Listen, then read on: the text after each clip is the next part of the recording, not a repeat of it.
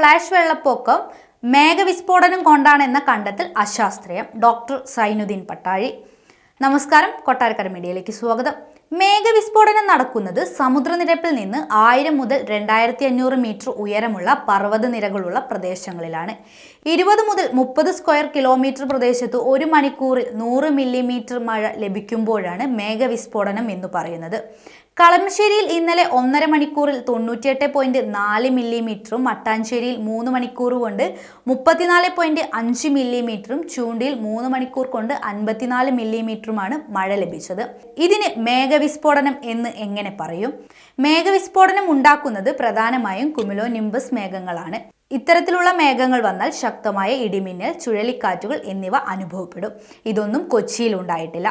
Mini scale മേഘവിസ്ഫോടനം, മിസോസ്കെയിൽ മേഘവിസ്ഫോടനം നടക്കുന്നതും ഉയരമുള്ള മലമ്പ്രദേശങ്ങളിലാണ്. തെക്ക് പടിഞ്ഞാറൻ മൺസൂൺ അടുത്തു വരുമ്പോൾ ഉണ്ടാകുന്ന ഒരു പ്രതിഭാസമാണ് കൊച്ചിയിൽ ഉണ്ടായത്.